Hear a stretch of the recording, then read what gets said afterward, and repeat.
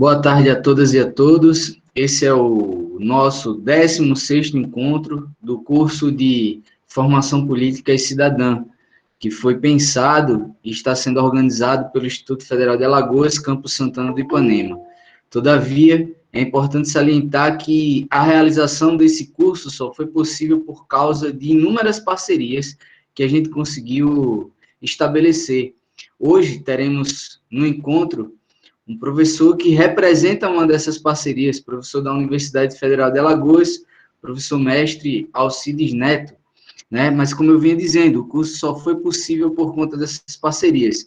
O Instituto Federal de Alagoas, Campus Santana do Ipanema, né? Ele está localizado no sertão do estado de Alagoas, no interior de Alagoas, e para dar vida a esse curso, que recebe pessoas do Brasil todo, pessoas das mais diversas realidades, das mais diversas faixas etárias e dos mais diversos níveis educacionais, para que a gente conseguisse dar conta de receber, né, esse público, foi necessário fazer parcerias, como eu estava dizendo. Então, né, complementando o time de profissionais que atuam no curso, nós temos integrantes de outros campos do Instituto Federal de Alagoas e da Universidade Federal de Alagoas, e também um parceiro do Instituto Federal da Paraíba.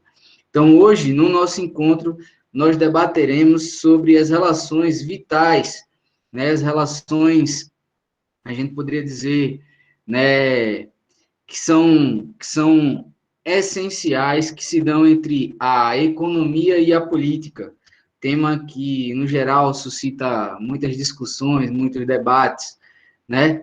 Só para seguir um pouco de formalidade, o professor Alcides José de Almeida Neto, ele é graduado em Ciências Contábeis, ele é especialista em auditoria fiscal e é mestre em desenvolvimento e meio ambiente. O professor Alcides já atua como professor na Universidade Federal de Alagoas há bastante tempo e atua lidando com a economia há mais tempo ainda, né, professor?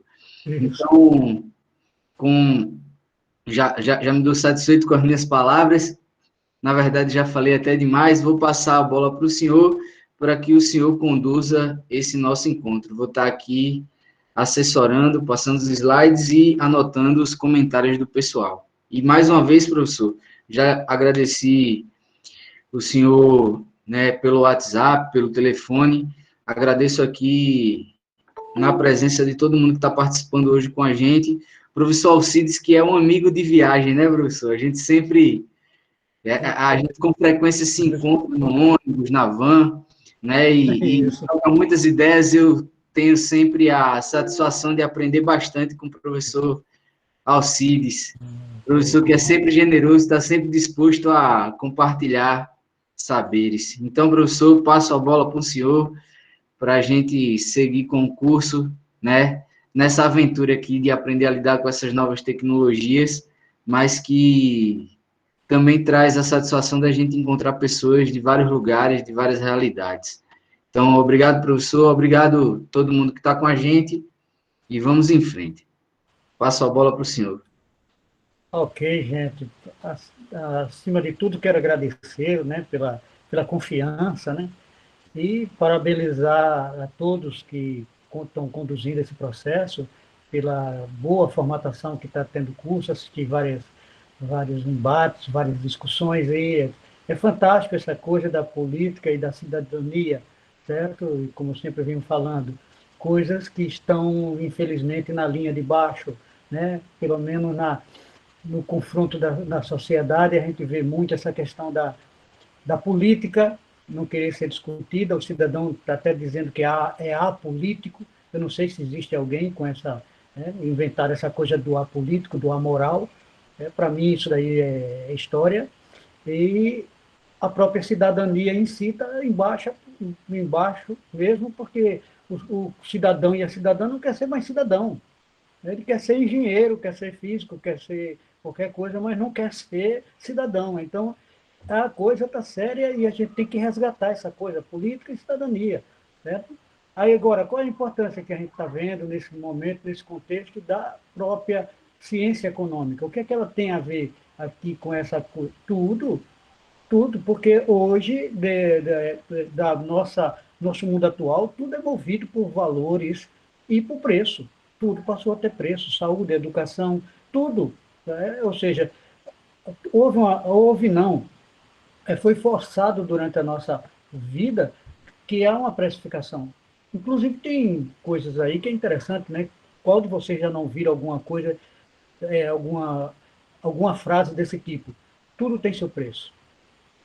Todos nós já devemos ter ouvido isso daí de uma forma ou de outra, certo? Ou seja, é como se nós fôssemos uma mercadoria.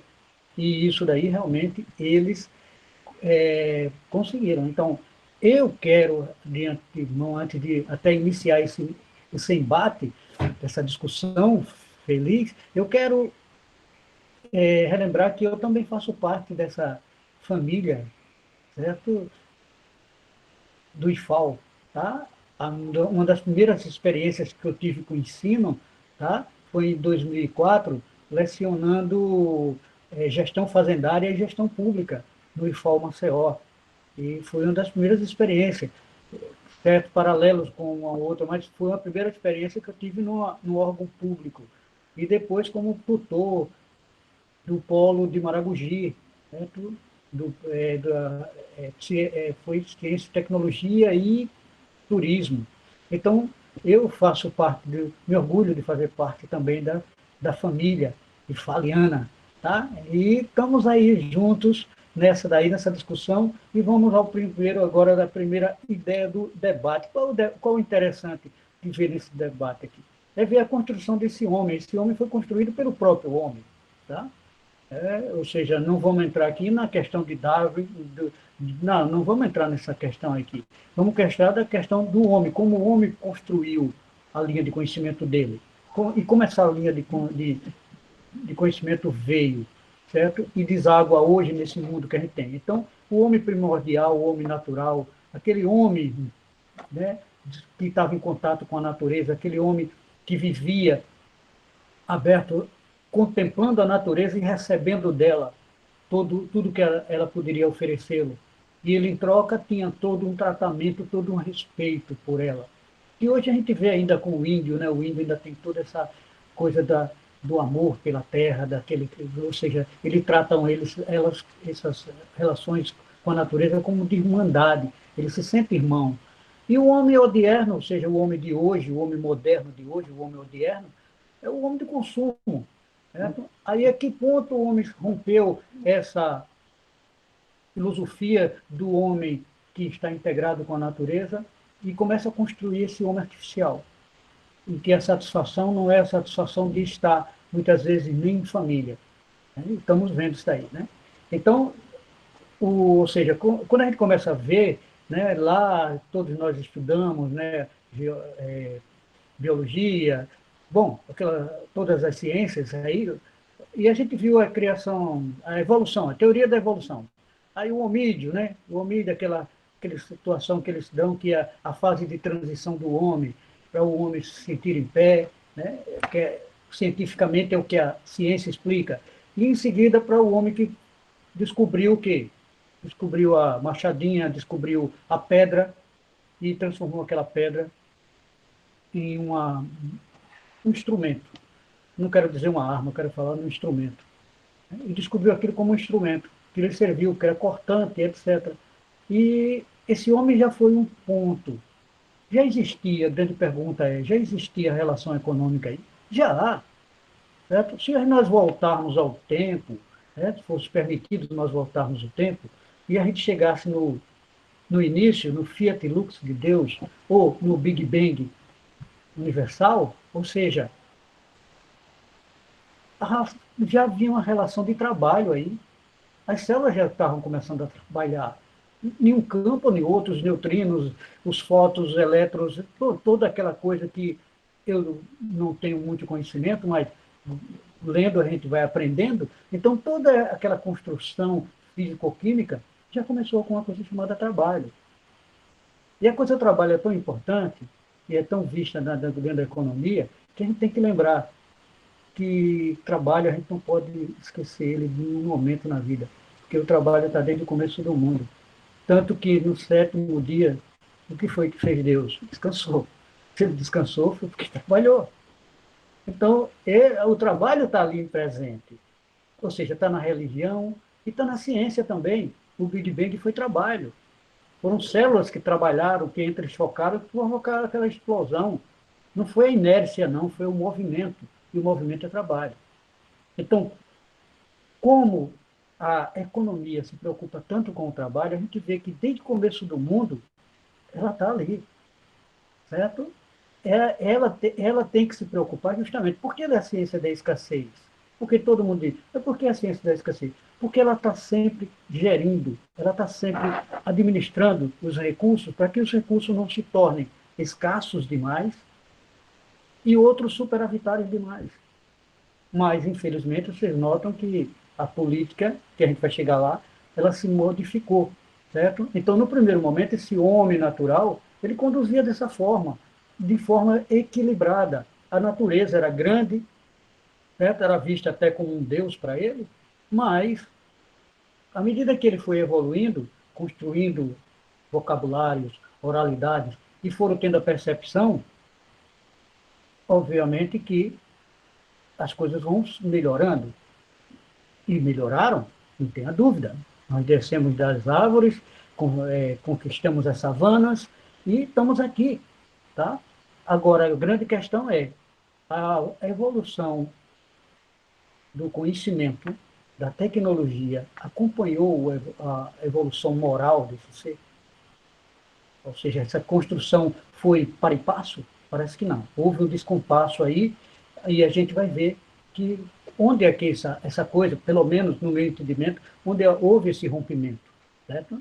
Porque pela história, pela pré-história, a gente vem trazendo a coisa, tal, tal, tal. Quando ela chega num determinado momento, o bem deixou de ser o ser para ser o ter. Eu tenho, eu tenho, eu tenho, eu tenho mais, eu tenho mais, eu tenho mais.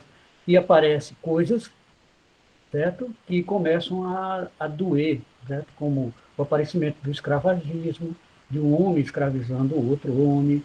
Então, a partir dessas relações, é que a gente vai entender que política e economia está para e passo com o homem desde que o homem é homem. Tá? Porque a economia é a ciência da inter-relação. Me desculpe a brincadeira, mas até no pé da goiabeira primordial, já tinha discussão, esse fruto é meu ou é seu? Isso daí é política.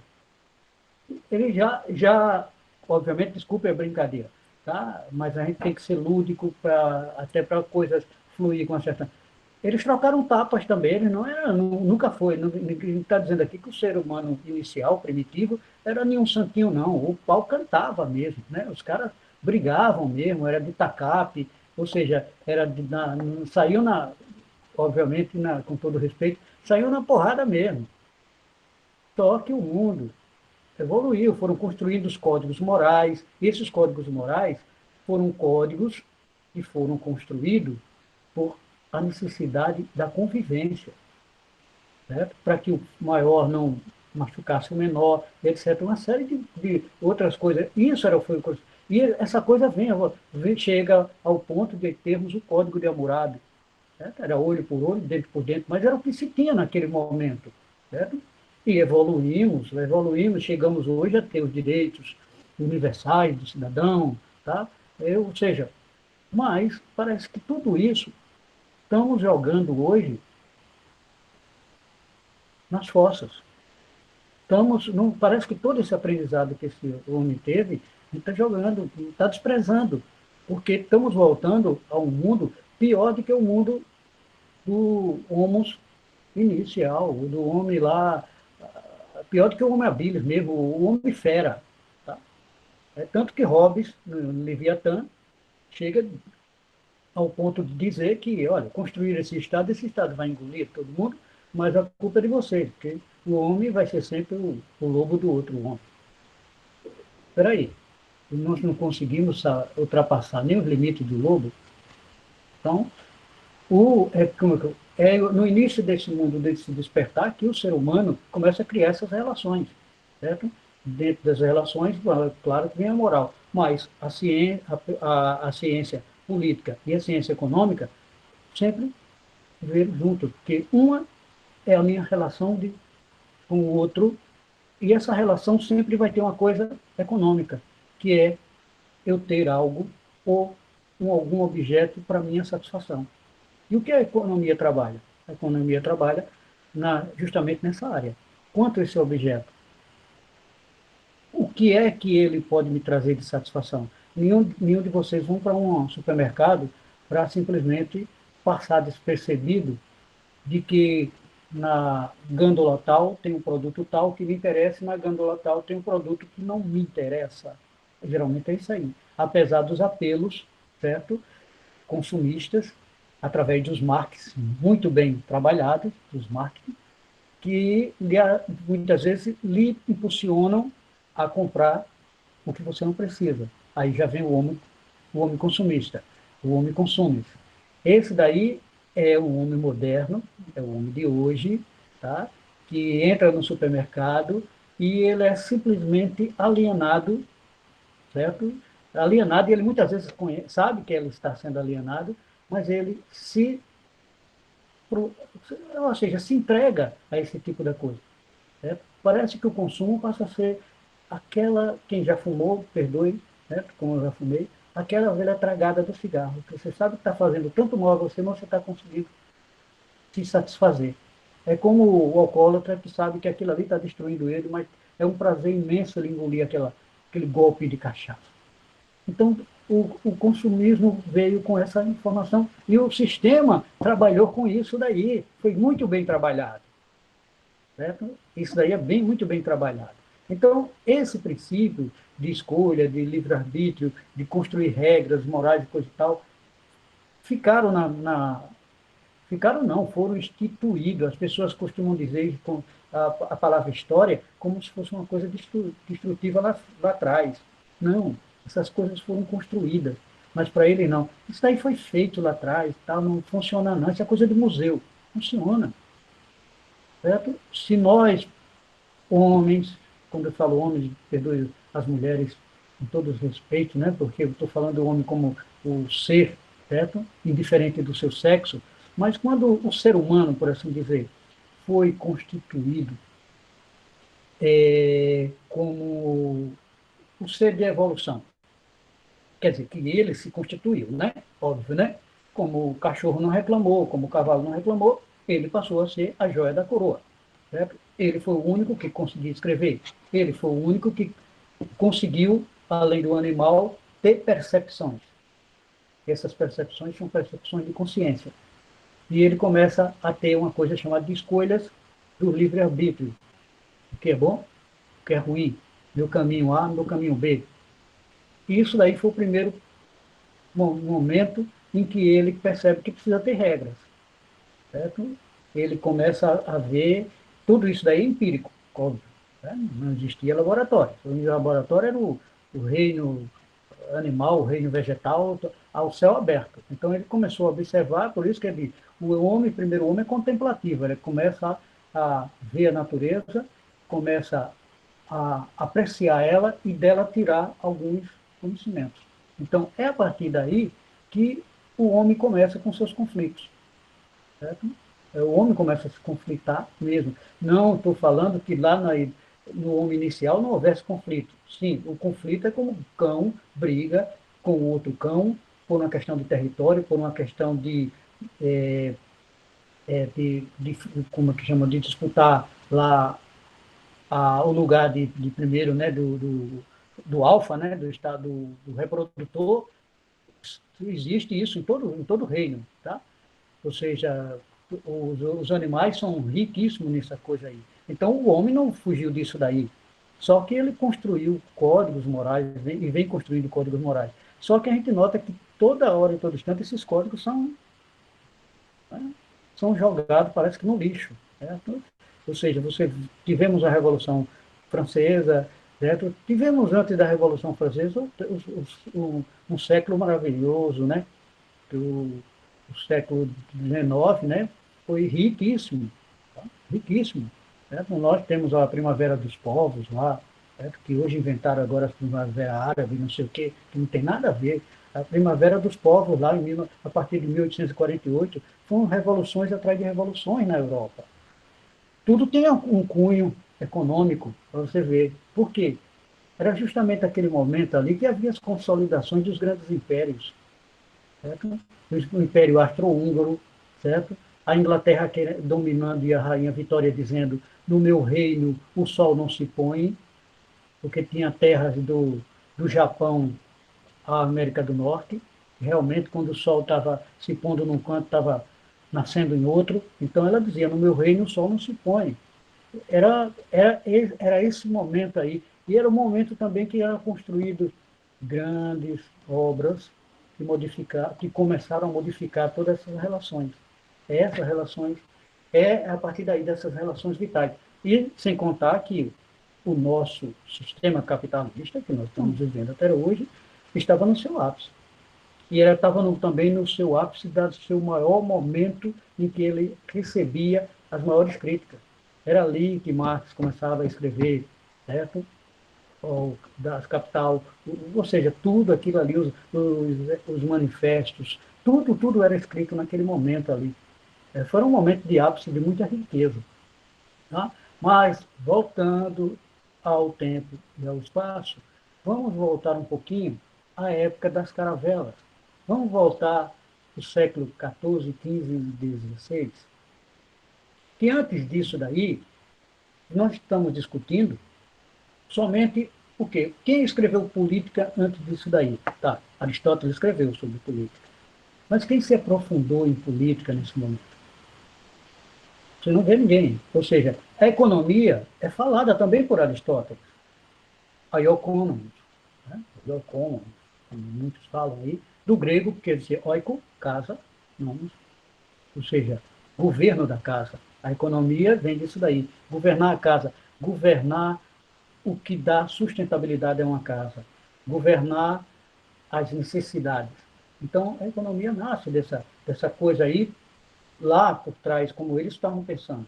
Só que não tem nada a economia de fermentação ainda moral, porque inclusive não existia uma coisa institucionalizada, apesar dela existir de fato, já existia o comércio, já existia o mercado, mas não existia nada que dissesse que aquele reino está inflacionado ou a moeda Y é maior do que a moeda. Não existia isso daí. As coisas ainda eram muito específicas de cada região.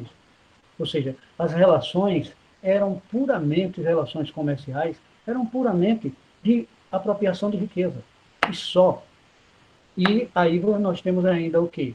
Nós temos aí o mercantilismo. Era um momento do mercantilismo. Governos fortes, Carlos V, o Rei Sol da França, aqueles caras que eram tudo, inclusive o rei chegava a dizer: eu sou o Sol da França. Imagina. O cara se dizia o rei da França. O outro dizia lá: eu sou o dono de todas as terras russas. Que ponto se chegava? Ou seja, absolutismo total. Certo? Então, esses caras queriam ir para as outras terras, trazer as riquezas dessas terras, porque era questão metalista. Quanto mais metais, pedras preciosas eu tiver ao meu poder, mais rico eu sou. E realmente se tornaram ricos. Certo? Mas o mundo ainda era feudal. O mundo ainda era pela posse tão contestada da terra. Certo? Que é outro problema sério, econômico e de uma raiz política sem precedente, a chamada questão da propriedade, discutida no direito, discutida em economia e discutida na política. A propriedade privada, quando se privatizou o mundo, talvez tenha começado todos os problemas e todos os dilemas que nós temos aí. Certo? No momento em que eu dei para o fulano as capitanias hereditárias A, B e C, certo? E deixei centenas e centenas sem ter um palmo de terra nem para se enterrar, e aí? Vamos voltar ao tempo, porque quando a gente fala muitas vezes num tema desse, dá arrepios a muita gente, certo? Dá arrepios. Só para a gente questionar, em 1850, né, os Estados Unidos já tinha sua política de reforma agrária instituída por Abraham Lincoln. No país que é o ícone do liberalismo, e etc., etc., do capitalismo, líder, etc. Está lá, desde 1850. E por que quando a gente fala aqui, não estou falando aqui do nosso Brasil, a gente fala na coisa da terra, tem gente que dá rubéola, tem gente que dá sarampo, tem gente que até morre. E fala em qualquer coisa, mas não fala nessa coisa da propriedade, certo? Privada. Né? A nossa Constituição, timidamente, bota a função social. Que função social? Ou seja, vejamos que a gente ainda tem muito para progredir, a gente tem muito para discutir. Certo? A política está junto com a economia, sim. Não é relação vital, não, é relação necessária. Uma não vive sem a outra, tá?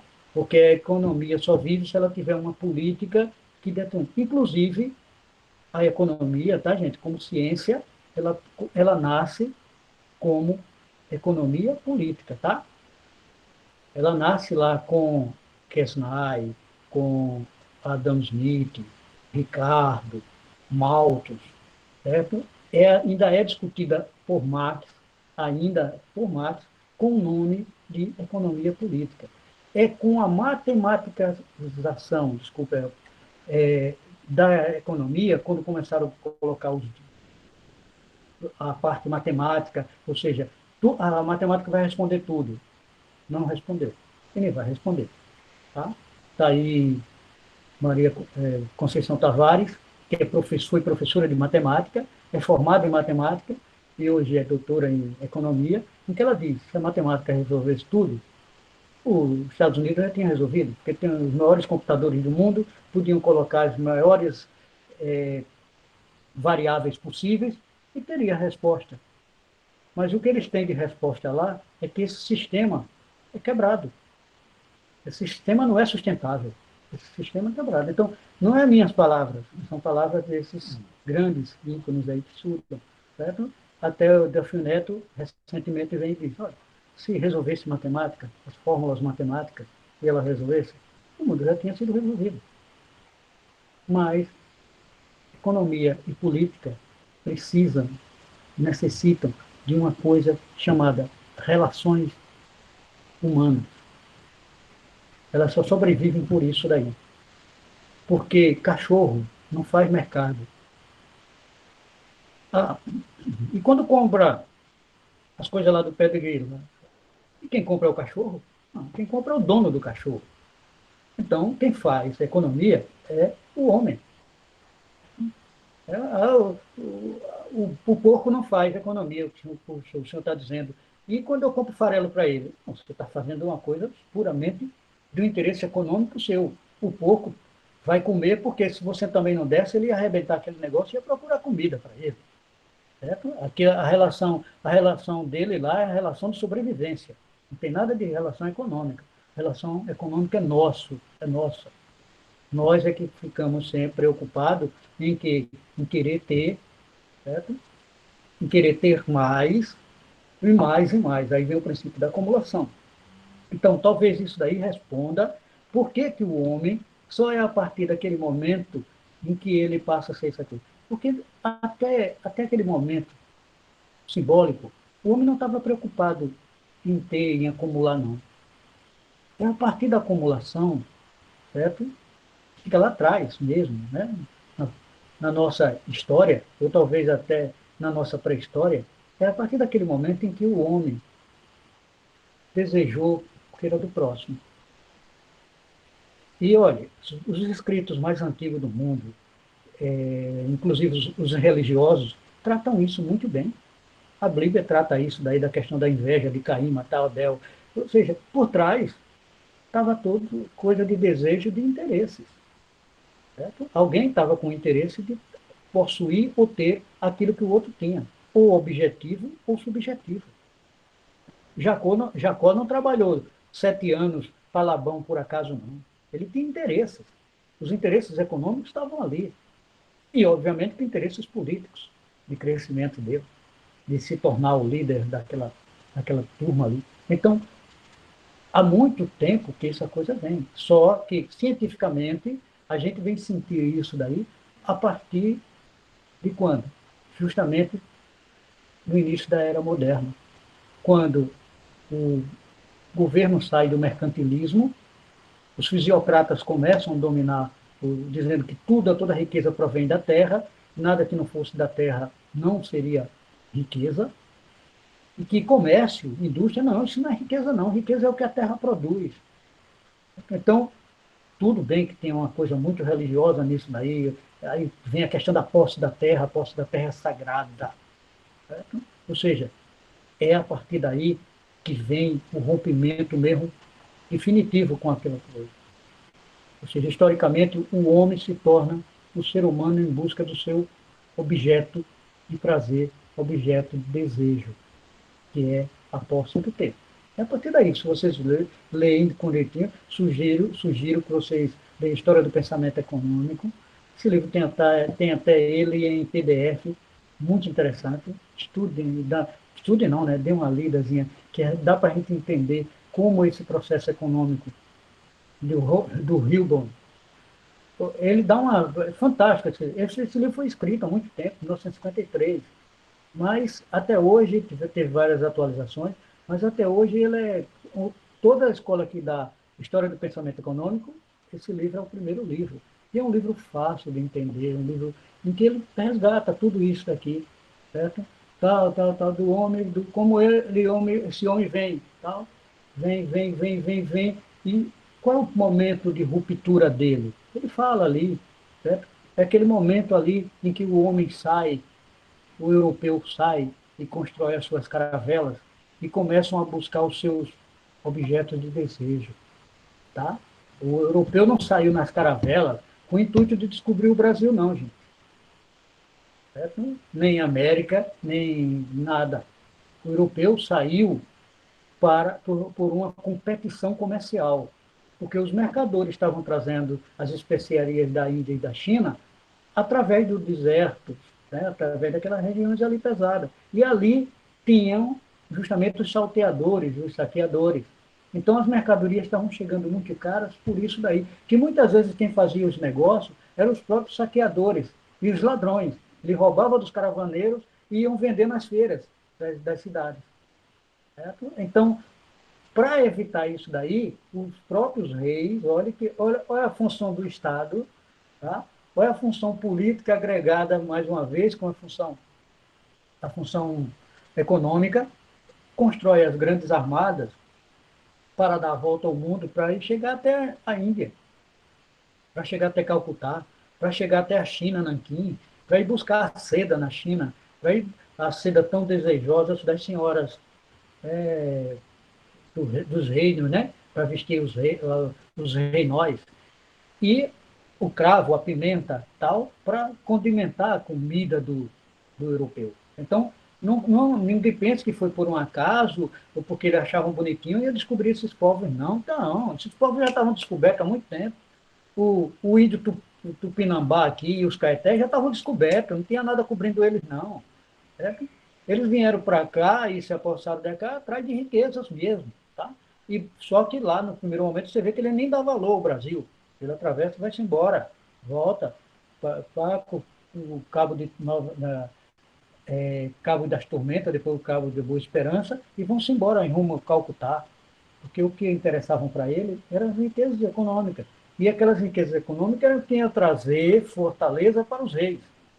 Fernando e Isabel da Espanha e o rei de Portugal, Dom Manuel. Ou seja, o interesse deles eram riquezas, só isso daí. O interesse político disso aí. Por isso que chamam mercantilismo ou metalismo. Quanto mais eu possa trazer aqui de riqueza, mais o meu reino vai ser influente. Tá? E, posteriormente, vem as Índias Orientais, com a Holanda comandando, e também com a França, e aí você vê que invadem aqui o Brasil, invadem as Antilhas, bom, desrespeitam ao velho tratado de Tordesilhas, bom, aquela coisa toda, tá? E que por trás a grande armada inglesa trabalhando com o nome da rainha, mas com o nome de piratas, estavam fazendo a festa. Quando, me perdoem os puristas aqui, mas quando eu digo que a riqueza que é constituída no mundo é constituída através de pilantragem, de roubalheira,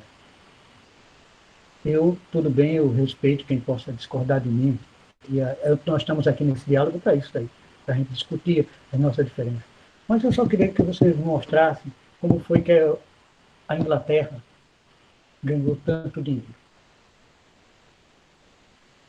Qual o estado que diz que ela descobriu? Foi descoberto pela Inglaterra. Que a América do Norte foi descoberto, como consta, Cristóvão Colombo. Cristóvão Colombo era um genovês, um italiano, a serviço de Fernando e Isabel, que eram espanhóis. Tem nada de inglês aí.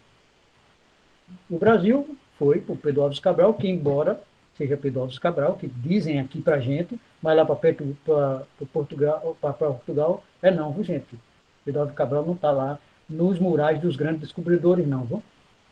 Vocês não se choquem, não, quando vocês chegarem lá na Torre de Belém, que tem lá o museu, né, o Museu do Descobrimento, você vai se assustar que tem todo mundo lá, Américo Vespucci, tudo, mas não tem Pedro Álvares Cabral, porque Pedro Álvares Cabral era um simples negociante, nunca ele foi. Certo? E não tem ele como descobridor do Brasil, não. Bom, mas isso aí é outra história. Vamos aqui, que isso é política, né, só. Vamos para aqui para a fase econômica. O que era que Pedro Álvares Cabral estava indo buscar? Especiarias em Calcutá. Só isso daí. Por isso que ele não dá interesse nenhum com a descoberta desse negócio aqui, chamado Brasil. Nem nome ele se preocupa em dar. A não ser a carta de Pedro Álvares de Cabral, desculpa, de Caminhas, né? A não ser a carta de Caminhas, o que é que nós temos mais? Devia ter um diário de bordo lá. Tal. Vai lá em Portugal, está tudo lá, na Torre do Tombo, na Torre de Belém, está tudo lá, informado lá. Então, por que a nossa história aqui? Bom, para não desviar no setor, tem muita coisa econômica aí com interesse. Tá? Então, mais uma vez, você vê que os interesses econômicos estão acima dos interesses sociais. E muitas vezes, ele faz motivações políticas para grandes problemas históricos. Basta nós vermos que o grande problema da Primeira Guerra Mundial, o que foi? Vocês acham que foi simplesmente um problema político de Ferdinando, arquiduque do Império Austro-Húngaro? Será que foi só aquilo ali? Vamos analisar direitinho, certo? Aquele período ali, até antes de 1914. Vamos ver quem foi realmente o estupim daquilo ali, o que a Alemanha representava economicamente para a Europa, e que os grandes países colonialistas, inclusive a Inglaterra, tá, estavam perdendo terreno para a industrialização crescente da Alemanha. Não é para menos que Marx escreve no Manifesto Comunista, certo? Bem antes, né, obviamente, que diz que se houvesse realmente uma revolução proletariada, o único proletariado que estaria preparado seria o alemão, que estaria avançado. Nem a Inglaterra, nem França, a Alemanha. Foi o que ele imaginou. Infelizmente, ela só veio acontecer no mais atrasado, a Rússia, e deu no que deu. Não era para se esperar outra coisa. Porque empregar socialismo é uma coisa ultramente científica, de um alto padrão de raciocínio e de um povo altamente politizado. Estudados e politizados. Fazer uma revolução aqui, com o quê? Com o que a gente vai referir? Então, voltando para a nossa discussão, certo? A economia está sempre por trás dos grandes eventos. A Segunda Guerra Mundial foi por acaso por quê? Tire a questão da Alemanha ter sido solapada, destruída, está naquela miséria triste, tem uma das maiores inflações do mundo em bilhões de porcento, do cara sair com um carrinho de mão cheio de papel carimbado como dinheiro, porque o custo de fazer o dinheiro era tão caro que a inflação não dava. Então, a velocidade que o cara recebia o salário e chegava do supermercado, tinha acabado o valor do dinheiro dele. Ou seja, vivia-se esse mundo, os alemães. Certo? Tinham perdido Alsácia, Lorena para a França, quer dizer, que eles tinham conseguido na 2014, e teria voltado para a França, grande produtora do, da energia do momento, do carvão, e grande produtora de vinho branco, né? O vinho da alta sociedade, o vinho que faz champanhe, perto ali daquela região de Champagne, né? Então, era a perda de terra e a perda de prestígio. Foi o que levou à Segunda Guerra Mundial. O que fez, o que o cidadão Adolf Hitler, certo? Muito bem manuseado por Göring e outras inteligências, Himmler e outros, tá? Ele não foi o único mentor daquilo ali, ele apenas foi o boi de piranha, como diz a história,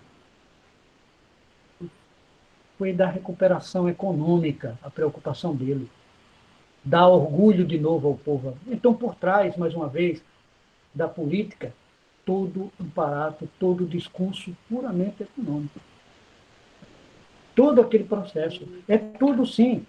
Aqui eu estou vendo aqui o que vocês podem imaginar. Quando aparece essa coisa de vaidade, o índio tem vaidade? Deve ter, né? Porque eles se empolmam todo, bota aquelas penas, etc., se pinta, aquilo ali para ele é beleza, tal. Deve ser um princípio de vaidade. Só que a questão que a gente sempre discute, tá, em economia, sempre é: essa vaidade, esse consumo é sustentável? A natureza se sustenta com isso daí? É o grande problema que nós temos. A nossa grande política hoje é a política da sustentabilidade. A sustentabilidade verde e a sustentabilidade de todas as cores, certo? Que é a sustentabilidade social. Ele está provado que o sistema aí, o esse que está aqui agora no momento, ele não é sustentável. Ele delapida todo o meio ambiente e ele explora e destrói as pessoas, uma em detrimento de outra. É aquela história. É o aumento do ter em detrimento do ser. Certo? Eu tenho, e se o outro não tem, isso é problema dele. Aí vem toda uma história, vem toda uma filosofia, vem toda uma construção, inclusive teológica, certo? A importância das religiões nesse processo é muito perigosa, porque elas, durante séculos e milênios, ela vem retroalimentando esses poderes e até dando como bênção. E hoje a gente vê alguns setores mais conscientes repensando: não, não é assim não. Não, peraí, tem calma com... É aquela história, calma com a dor, que o santo é de barro, cara. Mas, durante toda a vida, eu gosto sempre de fazer essa analogia. Me perdoe, pessoal. Se vocês tiverem ser contra, rebatam por si. Mas, na época, até uns tempos atrás, quando havia aquelas festas interiores, ou até nas cidades, o bispo, o padre, ia comer na casa grande ou na senzala? Aí responde um bocado de coisa. Porque aquele na missa ia dizer que o patrão que queimava os escravos nas caldeiras de fazer o açúcar era um homem abençoado por Deus. Por quê? Era natural uma família ter duas situações, tá, gente? A família tinha que formar o político para mandar no local, a família tinha que formar o médico, porque até hoje a apologia do médico é status social, não é o cara que vai curar, não, não, não, não. A nossa universidade não foi criada para esse intuito, tá? O intuito é puramente social, de status social. Ser médico era necessário porque médico tinha um status diferenciado, certo? Tinha que ter o advogado, que ia ser o político, que mandava. E tinha que ter um padre. Pode ver a estrutura, Casa Grande Senzala, que não é grande, não fala muitas coisas, até peca em algumas coisas, mas ela cita isso aí, claramente, ela mostra a construção desse. Então, esse é o Brasil. Essa é a nossa situação. Então, o econômico está sempre ali em reboque, gente. Olha lá. São os interesses. O interesse do ter. Certo? Isso quebrou as pernas de alguns, quebrou. Qual foi o momento? Aí vem o momento da ruptura. Qual é o momento da ruptura? O momento da ruptura é aquele momento ali que o cara é um grande latifundiário, era um senhor grande. Com certeza, as grandes formatações de alienação é terrível. É horrível isso daí. Então, qual foi o momento daquela ruptura ali que eles perderam? Porque antes disso daí, o homem rico era o homem que tinha posse, professor. Antes desse momento, certo? O mecanismo de alienação era um pouquinho diferente. Durante o feudalismo, o que era que importava? Importava quem tinha dinheiro? Ora, dinheiro nem existia. Bancos nem existiam nessa época, certo? Estavam iniciando os bancos de Florença, os bancos dos Médici, estavam iniciando o processo que realmente ia acabar com eles. Mas naquele momento ali, o que fazia ele diferente era a posse. Inclusive os títulos nobilárquicos, certo? Os títulos de nobreza, como você chegar até ser conde, ou, desculpe, duque, né, que é o título máximo, o Grand-Duque, era a posse que você tinha da terra. O marquês tinha um quintal, o conde já tinha outro, ou seja, ia aumentando, conforme fosse sua posse de terra e seu poder sobre ela, era o seu título nobilárquico. Certo? Os filhos do rei iam nascendo, iam ganhando seus títulos, pelas posses que o rei ia dando para ele. Certo? As princesas também, condessas, duquesas, etc. Certo? A princesa era a primeira da linha, daí por diante ia caindo a duquesa, né, condessa e etc. Tá? Então, todo esse processo ali é quebrado no momento em que a primeira revolução acontece, que é a revolução que o homem sai desbravando os oceanos, tá? E o grande problema que se tinha nesse daí era o seguinte, que o grande latifundiário, o senhor todo-poderoso da França, se ele quisesse deixar a França e ir para a Virgínia, ele chegava na Virgínia pobre, porque ele não ia levar as terras da França nas costas. Então, se ele fugisse, por uma questão que teve muitos casos, que vocês sabem, a grande perseguição dos judeus, as grandes brigas entre os católicos e protestantes, houve grandes coisas que foram fugas da Europa para a América. Mas essas pessoas deixavam toda lá, todas as suas terras, que eram as riquezas. Porque o viu metal ainda não estava consolidado, mas é a partir da Revolução Industrial que vem esse processo, vem sendo modificado. Hoje, vocês sabem que nossa riqueza não tem pátria. Onde eu tiver mais rentabilidade, eu estou aplicando, ou não é? O que vocês acham do hot money? O dinheiro desses grandes, não sei, deve ser bilionário esses caras, não sei nem o que dizer desses caras definir. Os caras que têm tanto dinheiro no mundo, que vivem aplicando. Ele aplica aqui no Brasil, enquanto vê que o Brasil tem uma alta taxa e não interessa, com vocês, fique bem claro, eles não interessam para ele o Brasil estar estável, não, interessa que o Brasil esteja numa situação sempre perigosa, precisando de dinheiro e pagando mais por esse dinheiro. Eles não têm nenhum interesse em promover desenvolvimento nem saída. Certo?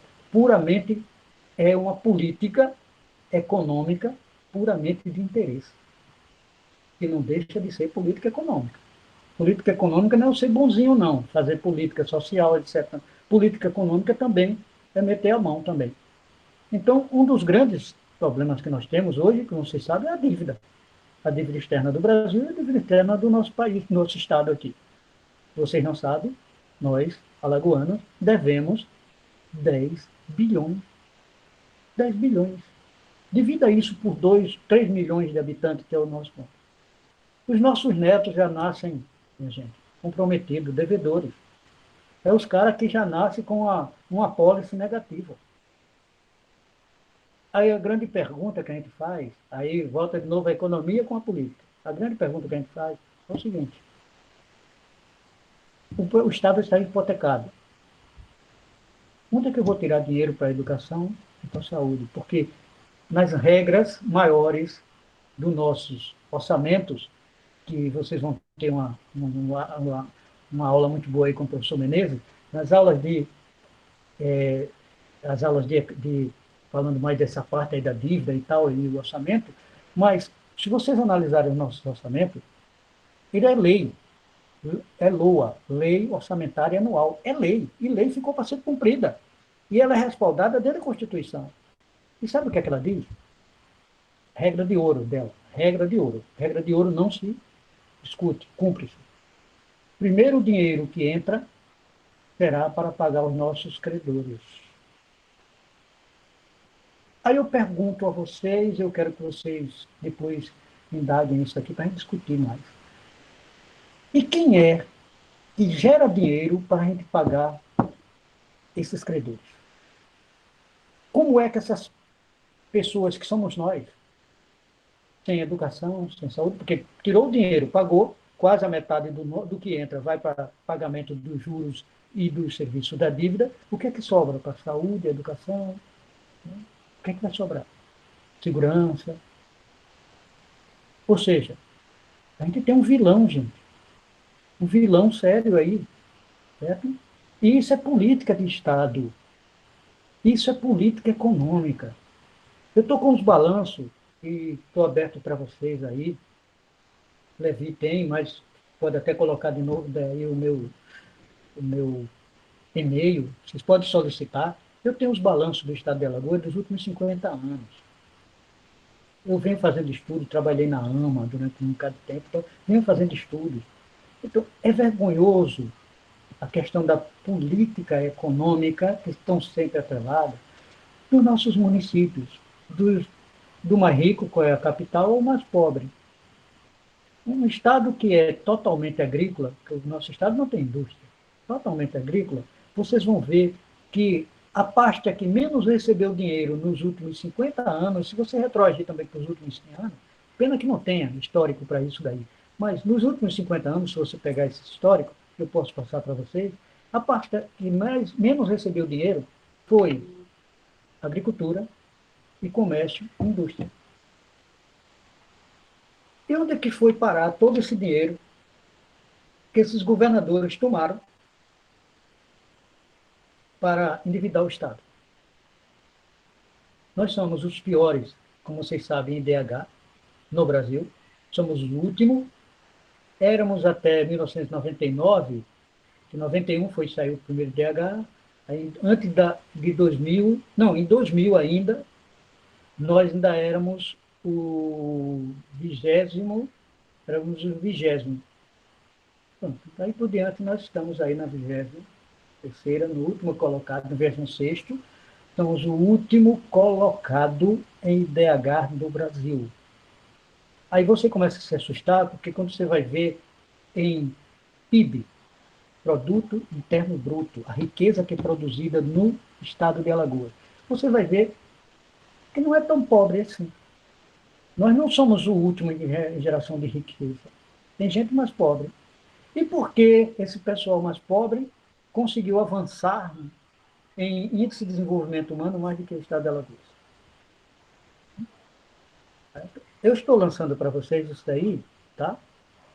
Para nós chegarmos a entender que política e economia estão na vida da gente desde que o homem é homem, desde que o ser humano está nesse planeta. No momento em que ele nasce, a ação política do nascimento em diante, e que hoje em dia é até dolarizado, porque para se nascer você paga pateira, paga médico, paga etc. Então, a política é a relação do homem. E economia é a participação dele. A relação que ele faz, a relação pode até ser simbólica, ou muitas vezes passar até despercebida. Ou despercebida porque ela está tão misturada com o fenômeno econômico, tá? e o fenômeno econômico termina absorvendo ele. Ou seja, o poder econômico conseguiu fazer isso aí. Ele cresceu tanto que ele absorve a linha política da coisa, a discussão política da coisa. Então, hoje, a gente deixou de ser até o ser político para ser o econômico. E veio, de década de 50 para cá, a grande invenção, o marketing, certo? E aí já chegou a ser marketing econômico, marketing de negócio, marketing político, marketing tudo, mas o marketing mais que pesa mais é o marketing de negócio mesmo. É o marketing mesmo, do mercado. E nós fomos muito bem maltratados nisso daí. Eu digo maltratado porque se a gente fosse bem tratado, a gente estaria em boas situações. A gente foi maltratado. A condução foi horrível, tá? Essa transposição. Então, hoje, somos o homem que somos. Então, se a gente vir trazendo aquela história e tal, tudo, eu deixar aí com o professor Levi a autoridade, né, para que ele, essas lâminas, né, essas pequenas apresentações que eu coloquei aqui, ficarem disponibilizadas. Quem quiser, tá, gente? Fiquem à vontade. E quem quiser entrar em contato, pode ficar à vontade. O professor pode disponibilizar o meu e-mail sem problema nenhum. Eu sempre digo, quando eu abro um contato, eu abro a oportunidade política de ter novos amigos e amigas. É o primeiro dia de aula, como eu sempre abro a sala de aula dizendo, muito obrigado, mas vocês vão passar a ser os meus novos amigos e amigas. Tá? Porque conhecimento é essa coisa, é a troca. Você pode não concordar comigo, beleza. Isso daí é a grande riqueza do ser humano. Essa é a política. É o interrelacionamento. Você pode dizer, olha, isso aqui não está maduro, e eu dizer, não, mas está pronto para comer, mas não está maduro. Sim, a gente vai chegar a um ponto de discussão. Opa, a gente pode discutir isso daí. Essa questão desse relacionamento. Então, mais do que nunca, esse fórum é um fórum de abertura, para que a gente continue discutindo. Certo? Em tempos de pandemia, que vai passar, tá? Esse daqui está sendo o nosso fórum, que não seria diferente se fosse um fórum presencial. Eu estaria lá, sei lá, fazendo uma apresentação e todos vocês, certo? Para a gente discutir. E que isso continue, a gente aproveite esse lado bom que a internet nos proporciona. Certo? O que muitas vezes um vírus está proibindo, a internet está nos permitindo. Da gente interagir, da gente conversar, da gente dialogar, da gente conseguir, certo? Mesmo distante, olhar um no olho do outro. Dizer, puxa, você tem razão. Rapaz, eu não gostei daquilo que você disse. Doeu pra caramba aquilo. Pô, eu não pensava que aquilo fosse doer. Mas, não, mas peraí, não foi, meu interesse não foi machucar. É isso daí, a gente tem. São essas novas ferramentas. Tá? Esse mundo novo está vindo aí. Tá? Eu me sinto como o cara que viu Cristóvão Colombo saindo daquele negócio. Então, estou imaginando, rapaz, esse cara vai dar com burros na água. O que esse cara vai fazer no outro lado? Eu estou nessa mesma situação, gente, que eu acho que está todos nós, né? O que é que vai ser depois desse troço? Vão inventar uma vacina, tudo. O carnaval vai ser carnaval? Como é que vai ser o carnaval? Como é que eu vou assistir aquele jogo de futebol? Pensa, um Flamengo e Vasco, o cara com 1 metro de distância do outro. Na hora do gol, pensa a maluquice.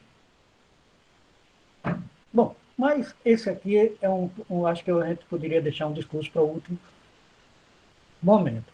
Eu queria só deixar clara essa reflexão. Isso aqui é o que eu penso, estou jogando como reflexão, tá, gente? Como eu disse, o livro do Hilbom, como tem outros livros que eu acho que a gente merece. A gente tem que estudar essa história para entender por que estamos aqui. Tá? Tem uma ciência que não pode ser renegada, é a história. Ninguém está por aqui, ninguém está aqui se não fosse pela história. Se não fosse meu pai e minha mãe, eu não estaria aqui. E meu pai e minha mãe são figuras históricas. No museu da minha consciência, eles estão lá. Se não fosse eles, se eles não me dessem essa educação, se eles não me dessem a condição de eu ir, sair e estudar, eu não estaria aqui. Então, para mim, a história é a única forma de eu ir buscar resultado das inter-relações que acontecem hoje. Elas não acontecem por um acaso. Não é um acidente de percurso, não. Elas são construção. O amanhã não está feito. O amanhã está sendo construído a partir de agora. É a partir das nossas relações, é a partir das nossas interações que eu posso esperar o amanhã. Porque eu digo com o livre-arbítrio de consciência de que dificilmente o Brasil vai superar a sua fase de saída do subdesenvolvimento, que já estava começando a ter uma noção, não estava saindo, estava tendo uma noção do que é um estado de bem-estar social. Né? Ninguém conte com menos de 8 anos, não. Ou 10 anos, por aí. Ou, quiçá, 20 anos. Não é uma construção fácil. A construir um estado de desenvolvimento, um estado de bem-estar social, requer que algumas classes abram mão de alguns privilégios. Vocês, sinceramente, estão vendo qual é a classe que vai abrir mão de algum privilégio? Eu guardo para vocês para uma discussão final, para a gente chegar lá, né? Para a gente discutir lá no final. Mas, veja. Professor Alcides, Não, querido. o Leandro colocou uma questão que talvez ajude aqui no debate e uma questão que traz, como é que eu posso dizer, traz polêmica, traz ajuda na nossa reflexão aqui, crítica, no nosso pensar crítico. O senhor vinha falando dessa relação, né, vital, necessária, ali uma coisa imbrincada entre a economia e a política, né? Sim. E aí o Leandro colocou, se a economia está sempre por trás dos grandes eventos da história e dos rumos da política, né? Por que, né, em situações, por exemplo, como até a de agora, porque em situações tão problemáticas como agora, né, de tanta desigualdade e por aí vai, né, não surge não se dá um processo que cria uma convulsão social tamanha que a gente chegue em outro sistema de organização, em outro modo de organização da vida política, econômica e social, né? E aí, a Maria Helena, ela meio que responde o Leandro, né, lembrando do que o Marx falou, de que a política, em grande medida, serve à economia, né? Eu estou colocando as questões só para colocar lenha na fogueira, o senhor vinha falando ótimo. das sociais, né, contemporâneas do Brasil, vinha falando da desigualdade no estado de Alagoas, em outros lugares do mundo, né? E aí eu coloco essas duas questões justamente para... Não, justamente mais interessante, professor. De lenha na fogueira, já estou passando a bola para o senhor seguir aí com as suas colocações e com os debates. E outra coisa, o senhor está vendo os slides? O senhor consegue... Estou vendo aqui que está aparecendo aqui. Volte adiante e tal, e... Porque pelo que você vai falando, às vezes eu vou passando e vendo mais ou menos... É porque eu não quis fazer uma construção de linha histórica, entendeu? Tranquilo. Eu quis trazer somente alguns pontos que a gente poderia discutir, tá? Tranquilo. O mais óbvio que essa interferência aí do pessoal é ótimo, eu quero que tenham mais, né? Como eu falei com você. Isso daí dá satisfação para a gente saber que... Porque a gente se sentir que não está sozinho, não é porque os outros estão dizendo o que a gente está dizendo, não. A gente se sente também acompanhado pelo que está dizendo como forma crítica. É como a construção, para mim, eu acho que ela é crítica. Quando eu digo que a minha escola é crítica, porque eu não vejo outro motivo, professor, de que haja uma construção. Porque, por exemplo, como a professora citou aí Marx, né? Ou seja, em nenhum momento o Marx deu resultado. Olha o que eu estou dizendo. Ele deu resultado, ele apresentou o resultado. O que ele fez, o Marx faz na sua obra, o que é? Crítica. Certo? Crítica ao capitalismo. O livro dele é uma reflexão da economia política daquele momento, de como ela era conduzida. E ele mostra, olha, esse sistema aqui é cheio de vícios. Esse sistema aqui, ele não é sustentável. O que Marx mais fala é isso daí. Tá? Fidel Castro, na 15ª Conferência da Conferência da Assembleia da ONU, em 1960, 26 de setembro de 1960, ele cita uma coisa: enquanto o homem não for independente, ou seja, uma estrutura não for independente economicamente, ela jamais será politicamente independente. Então ele mostra lá, foi necessário nós privatizarmos tudo de Cuba. Isso ele dizendo lá para os capitalistas. Tomei seu banco por isso daí, porque eu só poderia ser uma sociedade justa se eu tivesse uma economia justa. Então, respondendo não, reforçando o professor, né? O grande problema que a gente tem de modificar esse sistema é que as pessoas, eu volto para a discussão no início da conversa, é que ainda tem pessoas achando que ser cidadão é coisa de comunista, sei lá, e comunista é coisa do cão, não sei. A gente está em pleno século XXI com uma sociedade medieval, pelo menos que pensa medievalmente. O governo diz, olha, é uma gripezinha.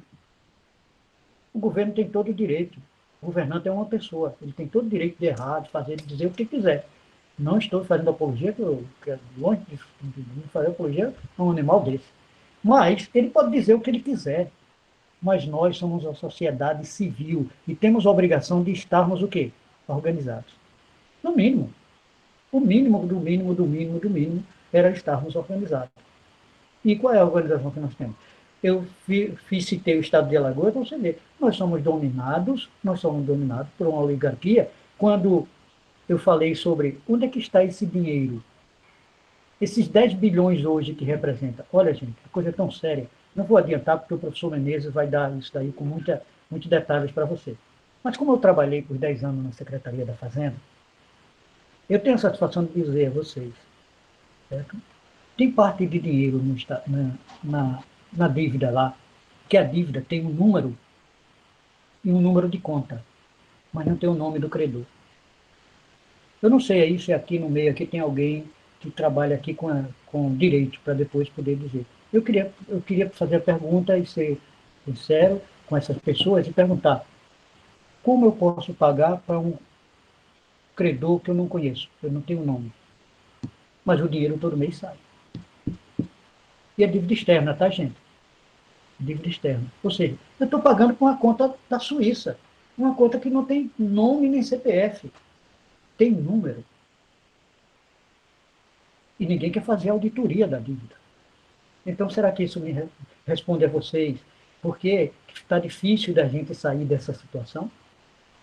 Porque as classes que nos oprimem continuam nos oprimindo. E os únicos que poderiam sublevar-se e tentar romper esses grilhões estão simplesmente achando muito bom e pedindo para o governo abrir para ele ir para a praia. Certo? Eles não estão pedindo para o governador abrir o lockdown para outra coisa, não, porque ele está preocupado com a economia, não, tá, gente? Não é isso daí, não. Ele está preocupado porque ele não pode descer de casa hoje e passear na praia da Pajuçara. Uma sociedade em que se prima por esse tipo de pessoas, vocês sabem muito melhor do que eu, me perdoe aí, tá, gente? Quem votou no cara não tem nada a ver, isso é problema seu, é consciência sua. Mas Maceió foi a única capital onde o atual onde o atual presidente da República ganhou em votação, gente. Foi a única capital do Brasil. O que é que eu vou esperar de uma capital dessa? Historicamente sempre foi reacionária. Aí eu estou levando para um viés político, me perdoe, tá?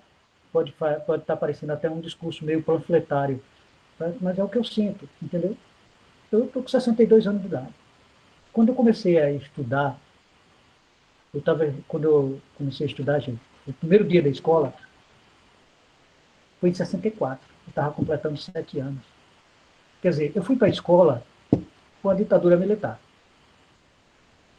Eu não provei antes aquele ar puro da escola livre, não. Eu fui com a escola nova. A escola que era sempre dirigida por uma agente. Tá? Que aqui nós temos uma situação ainda mais dolorosa, gente. Historicamente, o estado de Alagoas foi dominado por oligarquia dos senhores de cana-de-açúcar. dos senhores usineiros. Dá uma lidazinha na história da Lagoa, pessoal, e vê lá, em 1900, 1800, né, 17, quando Alagoas consegue a sua, entre aspas, independência, emancipação política de Pernambuco, você sabe que aquilo ali foi um gesto de doação.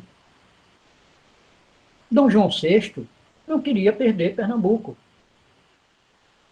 E os do lado de cá também estavam brigados com o lado de lá, porque sempre o pessoal de lá sempre foram muito mais revolucionários do que o pessoal do lado de cá. Será que isso tenta, será que isso dá para explicar a vocês a nossa gênese? Historicamente, por que nós pertencemos a uma classe tão reacionária aqui do nosso lado, o lado melhor do estado de Pernambuco, né? O lado sul de Pernambuco era o melhor, lá, cheio de lagoas, né? A menor parte de sertão possível. Certo? Qual o sertão que Alagoas tem em relação a Pernambuco, Ceará? Qual o sertão? Você, ou seja, até Palmeira dos Índios é agreste, até Arapiraca ainda é agreste. Tipo, é um pedacinho de terra lá, que é o sertão alagoano. Com um sertão maravilhoso que é cortado por rios, inclusive pelo Rio Nacional, nosso querido São Francisco. Então, até nisso nós tivemos benefício. Mas é aquela velha brincadeira, gente, me perdoe novamente eu jogar uma piada, foi quando perguntaram a Jesus Cristo, né, Deus, né, rapaz, mas Deus, tu fizesse uma lagoa com tanta coisa bonita, não sei o quê, ele vai dizer, mas pô, vai ver a raça política que eu botei lá dentro. Eu postei para o professor Lavi aqui umas fotos da queda do Suragi, certo? Quando botaram o Suragi para fora, por causa daquela questão das letras podres e coisa e tal. Gente, você sabe o que é uma sociedade passar 9 meses trabalhando, funcionário público, sem receber, certo? Aí você, mas o mercado não estava recolhendo imposto? Sim, estava. E para onde estava esse dinheiro? Aí eu digo a vocês, boa pergunta, que eu não sei responder. Eu já estava dentro da Secretaria da Fazenda. E eu não estava lá na, na Praça da Assembleia, quando ocorreu o tiroteio. Eu estava antes, aí fui para a Secretaria da Fazenda, porque a Secretaria da Fazenda estava sendo também alvo, que os caras estavam subindo lá para pegar o secretário. A coisa foi um pouquinho mais séria do que vocês podem imaginar. Então, o secretário não tinha ido, porque não era besta, e os caras estavam fazendo pressão lá com o pessoal do gabinete e tal. Isso aí tem gente aí que pode contar essa história, que estão vivos aí, que pode contar essa história tranquilamente para vocês. O que falta somos nós. Nós, eu convido vocês, alunos, pesquisarmos mais, certo? E professores, eu convido vocês, professores, para a gente fazer até trabalhos melhores, para a gente buscar essas informações. Né? Nós, como pesquisadores, eu acho que a gente tem que conseguir entrevistar essas pessoas, tirar essas pessoas históricas desse ostracismo delas e mostrarem que a voz dela passa a ter valor, que ela vai ser um registro histórico, sim. Certo? Eu conheço o Piabinha, que levou o tiro aqui nas nádegas, estava lá ele. Ainda hoje a gente brinca, rapaz, não tinha outro canto para o cara tirar em você, não. Mas ele não trabalhava na Cefaz, ele levou um tiro lá naquela confusão. Né? Ele tem todo o passado, boletim de ocorrência, tudinho. E eu acho que cabe a gente fazer esse resgate. Eu acho que é num momento desse que a gente tem que resgatar essas pessoas.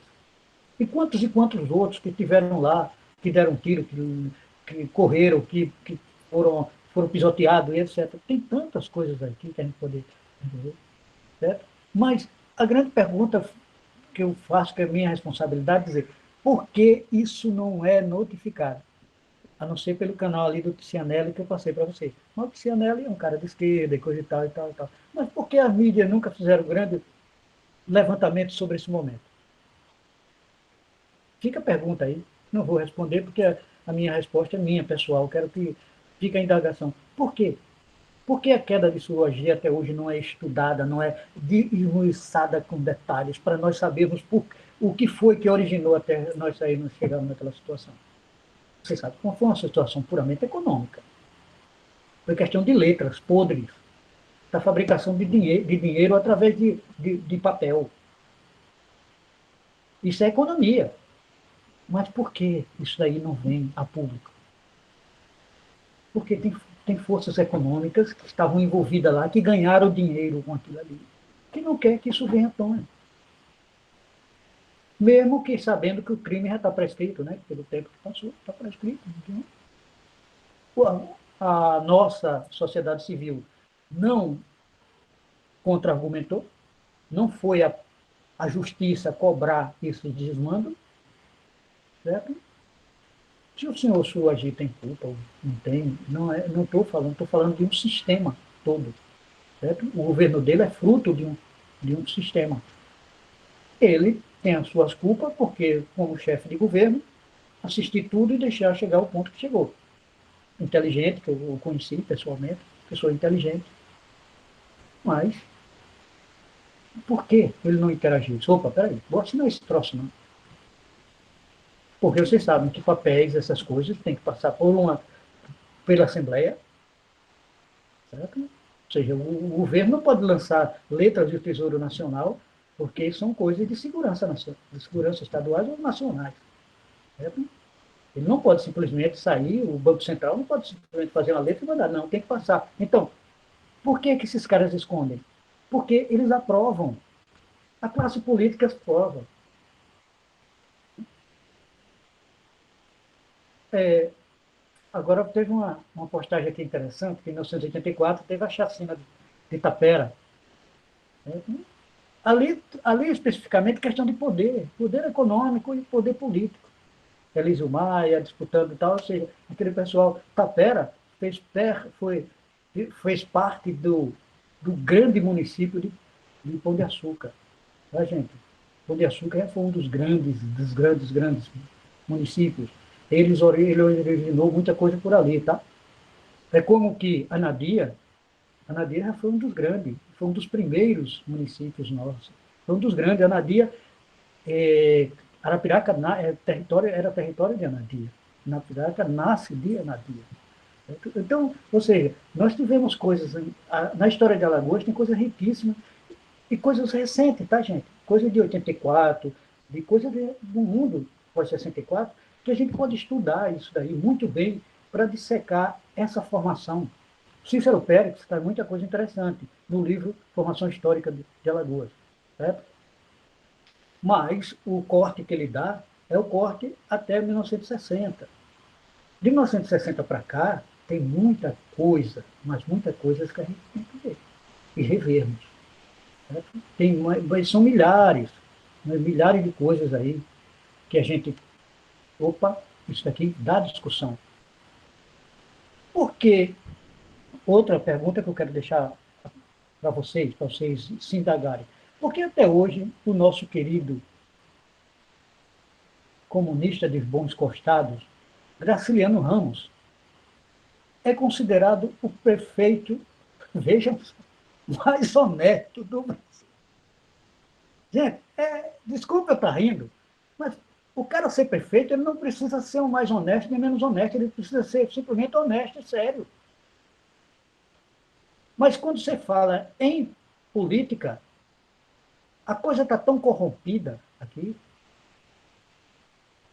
que você, quando alguém faz um beabá melhor, com as letras mais bem, é motivo de exaltação. Nós estamos vendo isso daí, nós estamos sentindo isso daí. Tá? Ou seja, o que é que está acontecendo? Certo? O que é que está nos levando a isso daí? Ou seja, o governo de Suragi, ele entra em eleição de 1996. Certo? Terminaria em 98, foi a outra eleição que foi ganha pelo Ronaldo Lessa, isso mesmo. 94 é eleito com 86% de aprovação. Professor Levi, demais professores, só queria que vocês vissem isso aqui, e alunos e colegas que estão nos ouvindo, amigos, familiares, etc., que queria que vocês vissem. O Suragi foi eleito com 84% de aprovação. Ou seja, eu com certeza estava nos 16%. Certo? E dentro de 2 anos, ele leva o Estado àquela situação. Então, a grande pergunta é: que tipo de povo civilizado, politizado nós temos? Porque você tem aquele velho ditado, né? O homem cai no buraco uma vez, descuido. Segunda vez, pode-se dizer que foi o quê? Insistência. Mas na terceira vez, é safadeza. Não, porque não tem como, gente. Você tem aquele buraco, está ali. Aí você caiu, por não, não sabia que existia isso aqui. Na segunda vez, a gente pode até dizer, não, o cara aí vai lá, que, rapaz, foi alguém que pode ter tapado aquele buraco. Rapaz, vai não, vou, aí caiu. Aí na terceira vez você vai cair de novo? Não, pelo amor de Deus. Certo? Ou seja, você vê que nível a gente chega. Isso daí foi o governo. Foi uma repetição de erros, certo? Horríveis.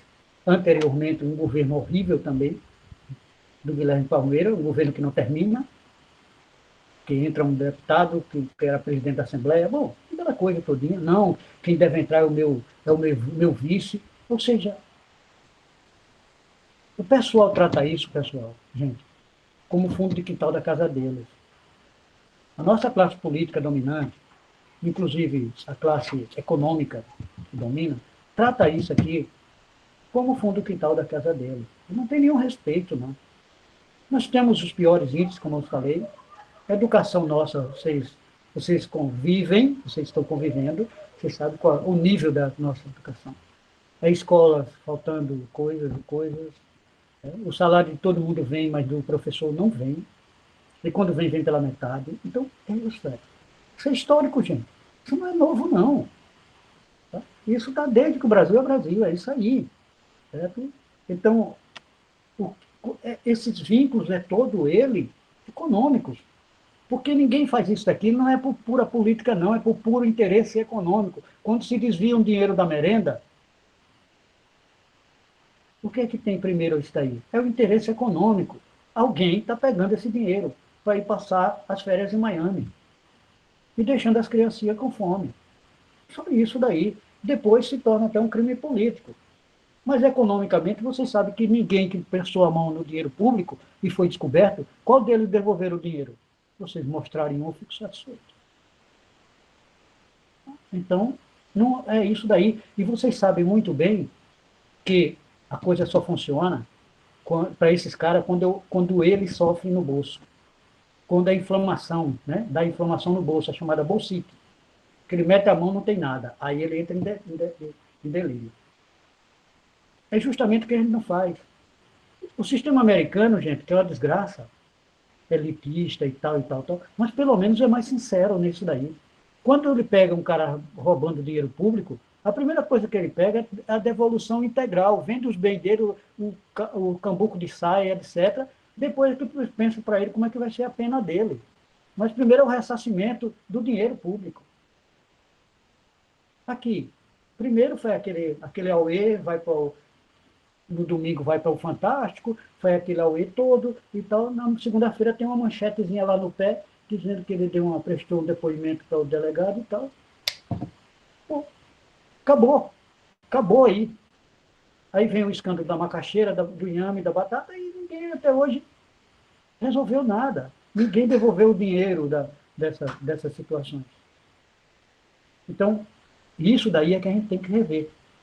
A política, esses laços, o que eu quero deixar para vocês é que esses laços são perversos da política e da economia. Esses laços são horríveis. Então, eu tentei trazer uma história para vocês verem que o homem nasce politicamente, né, ativo, economicamente ativo, porque ele interage com a natureza, pega uma criança e solta ela na natureza, numa ilha lá, sem ninguém. Ele vai interagir com a natureza, ele vai procurar alimento para ele, questão de sobrevivência. Ele vai interagir com a economia, certo? Claro, obviamente que ele não vai ter os supérfluos criados pela indústria do conforto, que é essa que nos aliena. Tá? Ele não vai ter isso aí. É luta pela sobrevivência. Tá? E se aparecer lá uma garotinha, que ele possa fazer um par, vai chegar um ponto que eles vão crescer, vão se acasalar, vão se reproduzir, etc, etc, etc. Não vai ter televisão, nem Fantástico dia domingo e tal. Ou seja, é todo um processo. Então, lá vai ter uma relação pura e simples. A minha vida e a natureza. A natureza dá o que eu preciso, algumas vezes, outras vezes, muitas vezes a própria natureza, por uma geada, por uma chuva, por uma enchente, etc., eu vou ter que procurar outros lugares, outra coisa e tal. Mas o ser humano foi sempre criado nisso. No início, nós fomos nômades. O homem era nômade. Estava aqui, a caça estava boa, fraquejava a caça, levantava a tenda e ia para outro canto. Né? Ou começava a chover no canto, você levantava e fazia. Os povos eram nômades.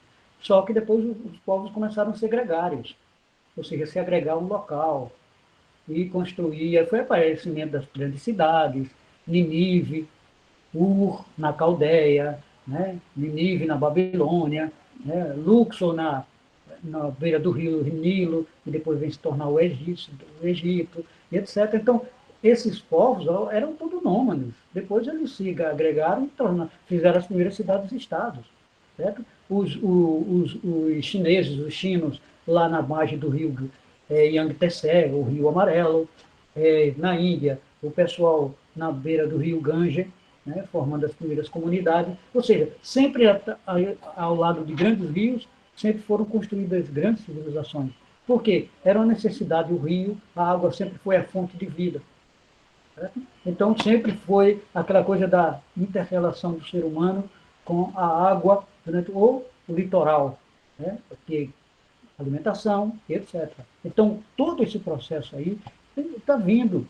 Ou seja, é a partir que o homem passa a vir para a cidade, em que o mercado começa a existir como de fato, que desperta. É o grande livro do Rousseau, tá? Jean-Jacques Rousseau, que pergunta onde é a origem da maldade humana. Onde é que ela começa? Onde é qual ele leva até a questão, né, que é muito combatido, por isso que ele diz que o bom selvagem, né? E aí muita gente, não, o selvagem não é bom, vá para lá para ver se ele não dá uma flechada em você. Peraí, ele está falando do bom selvagem no sentido universal de que ele não agride o meio ambiente, ele trabalha, ele não tem interesse de sair matando nem provocando guerras com ninguém. Ou seja, ele apenas repele quem entra no território dele. Se ninguém entrar no território dele, ele não vai guerrear com ninguém. Está aí os exemplos dos índios. Eles estão lá na reserva dele, ninguém entrar, ele não dá flechada em ninguém, não. Eles vão viver a vida dele tranquilamente. Por quê? Ele já reservou, tecnicamente, aquele espaço. Aquele espaço dá para ele viver, dá para ele sobreviver? Dá. Então, esse é o grande momento que Rousseau tenta falar do bom selvagem. Ele não está falando que o selvagem era bonzinho e com a coroazinha, né, de santo na cabeça. Não. Mas os caras já levaram para esse lado. Não, ele disse, olha aí, o cidadão aí no seu grau de pureza era melhor do que nós. Nós somos piores. Nós já construímos um Estado que uns chamam até de Leviatã, um monstro que engole os seus próprios criadores. E aí? E realmente, esse monstro está engolindo, só que ele está engolindo por interesse de outro monstro, certo? Que é o monstro do poder econômico. O poder militar é apenas um braço armado. Ele está lá desde o começo das grandes civilizações, sempre as grandes civilizações eram mantidas por três grandes pilares. A guerra, certo? A política e a religiosidade. Sempre foi isso daí, certo? Ou seja, o faraó conseguia juntar tudo ele. Ele era o grande faraó, era o grande militar e era, ao mesmo tempo, o grande senhor do Deus na terra, né? Ou seja, ele conseguia. Mas em outros cantos, em Nínive, existia a classe dos senhores, né, que eram os sacerdotes, existia o rei e existia o chefe militar. Certo? Ou seja, sempre o mundo foi calcado por isso aí. Quando Montesquieu vai fazer a reforma de Estado, ele já diz, não, é executivo, legislativo e judiciário. certo? Mas esses três poderes continuam vivos e continuam do jeito que está. Tanto que a gente está vivendo aqui no Brasil, hoje, uma forma de satisfação de militarismo. Eu não sei por que esses caras amam tanto o militar. Certo? Não, deixa para lá. Não é problema nosso, acho que isso aí já é uma questão de divã de psicólogo, né? Aí eu acho que os psicólogos aí, por favor, professores que forem psicólogos, comecem a trabalhar com esse povo aí, que essa doença, essa simbiose está complicada. Então, tirando, mas continua esses três poderes, certo? O poder religioso, mandando, o poder militar e o poder político. Só que agora tem um que manda em todos os três. É o chamado poder econômico. Por quê? Os senhores sacerdotes, todos eles querem privilégios. E quem pode pagar pelos privilégios deles? Poder econômico. Quem pode dar sustentação ao poder político? Poder econômico. E quem pode comprar as armas e os galardões dos generais? O poder econômico. Então, hoje, mais do que nunca, os três poderes políticos são hoje reféns de um poder que foi criado por eles, o poder econômico. Porque a economia nada mais, nada menos do que uma ciência. Quando ela começa a ser codificada cientificamente a partir de Adam Smith. Certo? Lá quando o Brasil começava a ser descoberto. Naquela época, por ali, ele começa a escrever justamente a grande obra dele, que é a Riqueza das Nações. Que é uma obra moral, tá? Diga-se de passagem. É uma obra moral, que ele era professor de moral da Universidade de Escócia. Então, a questão de que ele diz que não é pela benevolência do açougueiro nem do padeiro que o mercado vai ser bom, não. Mas sim pela vontade dele ganhar dinheiro. E sempre ganhar mais. Só que ele pensou numa moral de um povo que está lá em cima, tá, pessoal? De um povo que ainda não chegou. É um povo que só vai consumir o que interessava. Mas hoje em dia você sabe que o cara chega lá e não vai pedir uma quarta de carne, porque ele só come uma quarta de carne. Ele vai levar 2 quilos de carne. E muita parte dessas carnes vão ser apodrecida e jogada no lixo.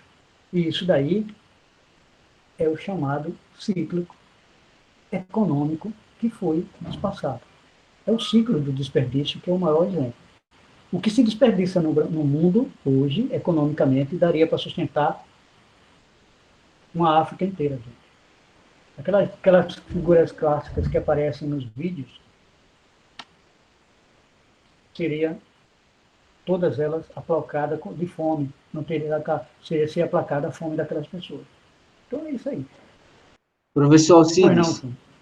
no, no chat, há algum tempo já faz um tempinho, a Marina ela colocou algo que tem muito a ver com o que o senhor está dizendo. Ela falou da necessidade, como está evidente para.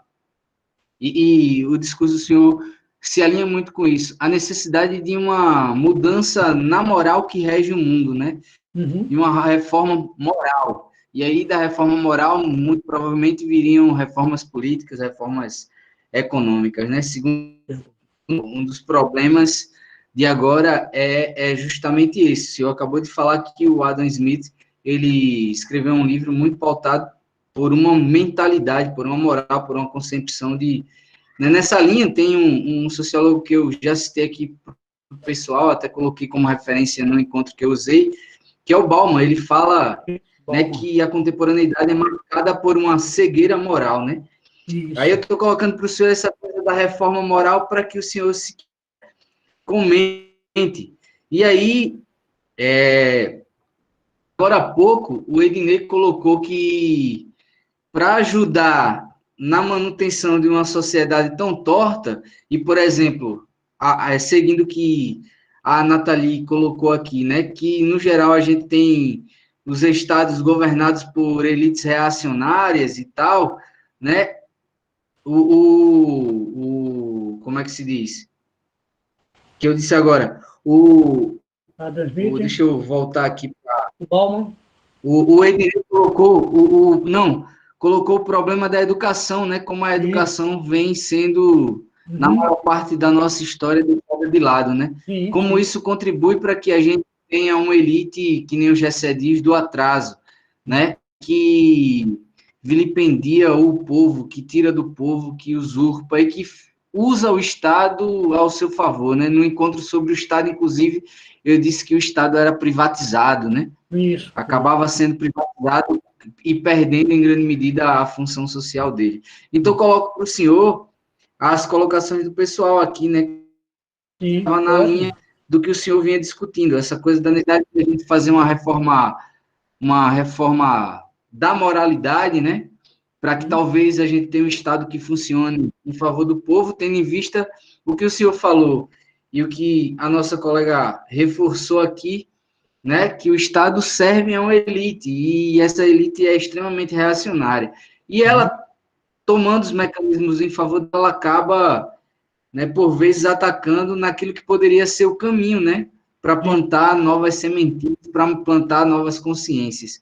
com certeza. Então, né, e o Cirdilan está colocando o bebezinho dele, né, É, né? plantar novas consciências na gente e para que a gente consiga construir, né, uma sociedade que seja legal para aqueles que vêm depois da gente, para aqueles que são o futuro, né, inclusive para que eles tenham acesso a uma educação que faça pensar também, né. Sim, Então, coloco para o senhor aí essas questões. A gente está com. Faltam 15 minutos ok. chegar ao tempo final do nosso encontro. E aí eu passo essa e daqui a pouco eu passo outra questão para o senhor. Estou bem. Vou falar sobre isso daí. Eu vou me reportar novamente. Me perdoe, mas eu sou apaixonado pela história, certo? Não tem como, porque toda a vida eu, sei lá, eu sempre me vi numa construção histórica. Então, vamos lá, historicamente. Algum de vocês sabe quando foi a primeira universidade foi construída, certo? E, se alguém não se lembra, foi a de Marrocos, 1200, certo? Século XI, né? Não, século XIII, né? Ou seja,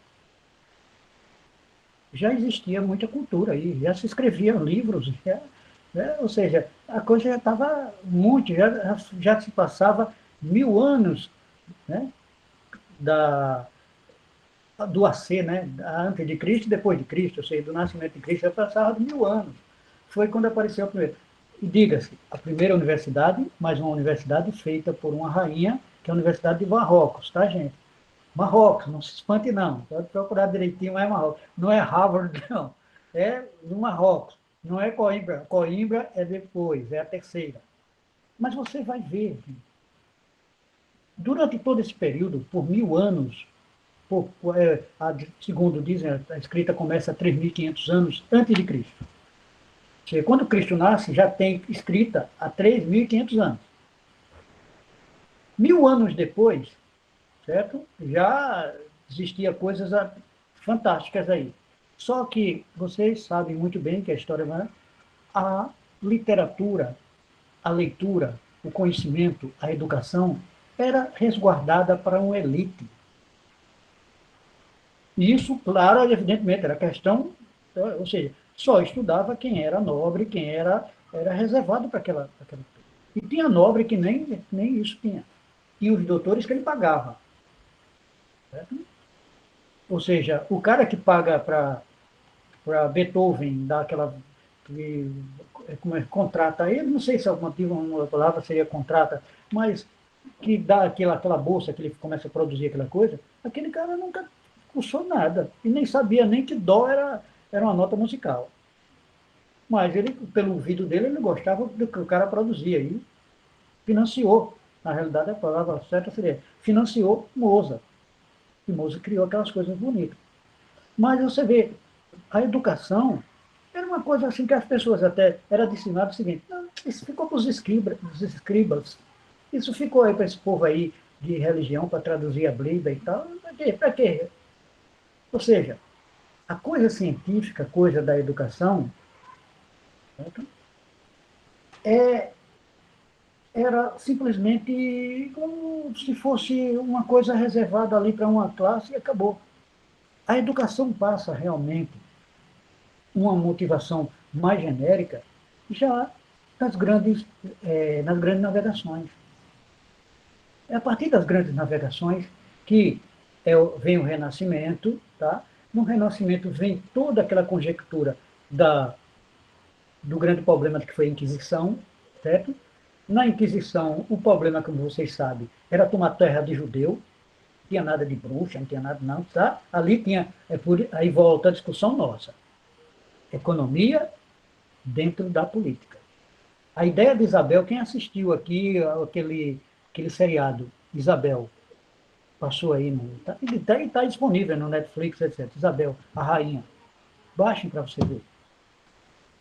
A rainha católica, os excessos católicos, agora a degeneração dentro do negócio fora de série.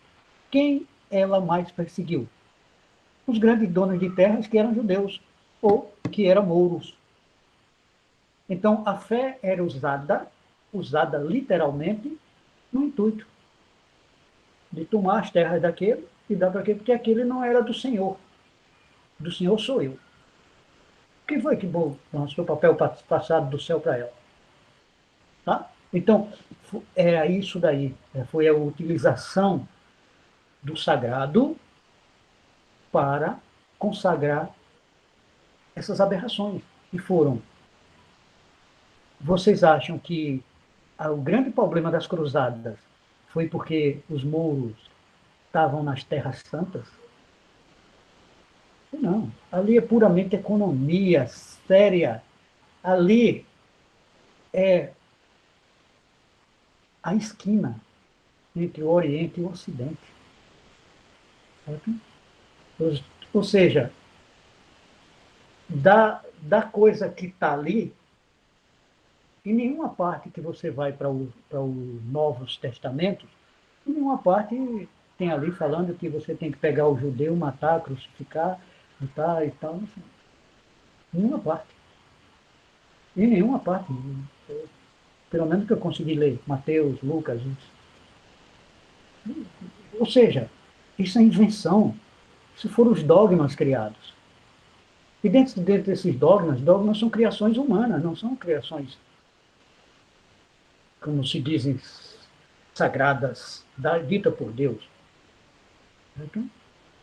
Nem inspirada, porque a inspiração, se ele diz, inspiração que eles dizem acontecer, é a inspiração dada aos que escreveram o Evangelho, a Boa Nova. Mas os que pegaram e codificaram a maneira dele, aí é outra história. Tá? Então, gente, depois as coisas passaram por traduções de grego para o copta para o grego, para até chegar para o inglês para o alemão, do alemão para o... Bom, e no meio ainda tem o latim. Tá? Ou seja, é muito complicado mesmo se discutir esse tipo dessa coisa de dogma. Então, durante toda essa vida, você viu que se matou em nome, e continua se matando em nome de Deus. As famosas guerras santas. Isso aí continua. Certo? Só que por trás dessas guerras santas, você sabe que está um interesse político e econômico. E mais econômico do que político.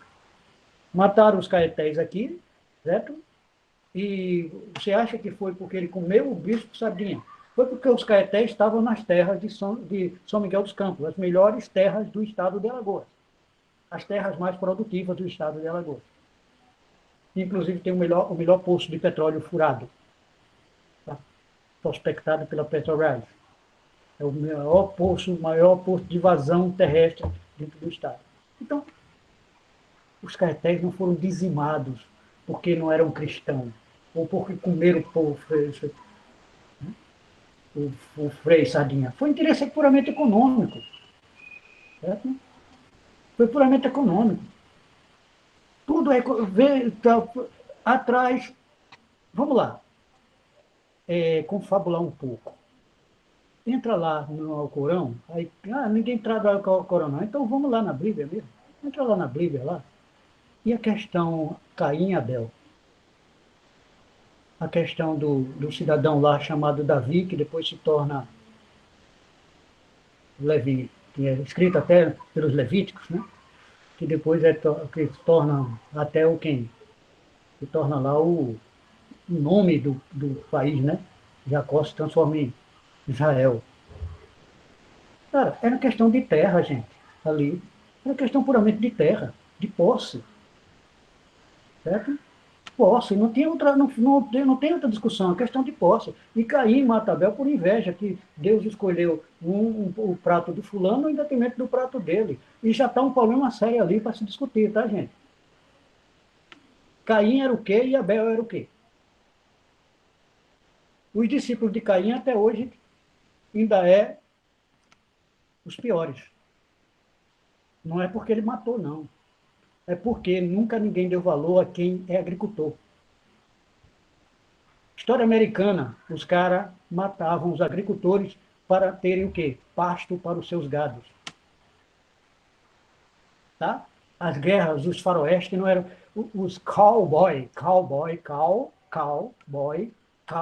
vem de vaca, boy, os rapazes vaqueiros.